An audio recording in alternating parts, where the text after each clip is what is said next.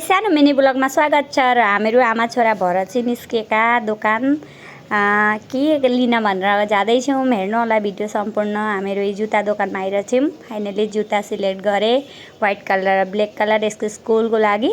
र हेर्न सक्नुहुन्छ मैले लिएर म हिँडेँ कि। र यता पानीपुरीवाला पानीपुरी खान्छु भन्न थाल्यो दिव्यांशले। र पानीपुरी खानलाई आमा छोरा रोकिरहेका छौँ। र पानीपुरीवाला चाहिँ अरूलाई पनि दिँदैछ। धेरै नै मान्छे थिए त्यहाँ खानलाई उभिएका। र हामीहरू इन्तजार गर्दैछौँ पानीपुरी खान भनेर। दिनै आँटेन भनेर दिव्यांश हेर्नु न कस्तो खुसी भएको, पानीपुरी भन्दा हिरिक्कै गर्छ। र कहिले कहिले चाहिँ लगेर खुवाइदिन्छु म मिठो है। त्यो पिरो चाहिँ खान सक्दैन र मिठो पनि दिन्छ नि त। उहाँले कति राम्ररी साफसुथरा हेर्नु न, ग्लोभ्स लाएर दिँदैछ। हो त्यस्तो हुँदा चाहिँ राम्रो लाग्छ। बिना ग्लोभ्सको चाहिँ एकदमै घिन लाग्छ खानालाई। यसले चाहिँ ग्लोभ्स लाएरै दिन्छ भनेर म पनि यसको हातको खान्छु। बहुतै मिठो बनाउँछ पानीपुरी पनि।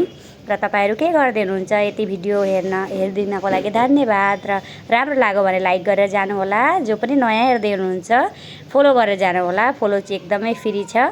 र आमा छोरा भएर अब पानीपुरी खाने हो गाइस। तपाईँहरूलाई पनि खान मन लाग्यो भने गएर खानुहोला। र दिव्यांशको चाहिँ उत्पात हेर्नु न, एक शान्तिले उभिँदैन। ऊ चाहिँ चुन चुन बहुत चुनचुने केटो छ। पानीपुरी खानलाई अब रेडी भयो, उता जा भनेर भन्दैछ। अब खान्छ है यसले। हेर्नु होला पानीपुरी कसरी खान्छ। ऊ हेर्नु जान्दैन खाना पनि। र अब यसलाई चाहिँ म खुवाइदिनु पर्यो। लु, मुखै यत्रो छ, यत्रो पानीपुरी छ। त्यो पनि उसको साइजकै दिएछ पानीपुरी। र हामीहरू आमा छोरा चाहिँ अब पानीपुरी खाँदैछौँ गाइस। र धन्यवाद भिडियो हेर्नको लागि। By by. फेरि आउँछु अर्को भिडियोमा।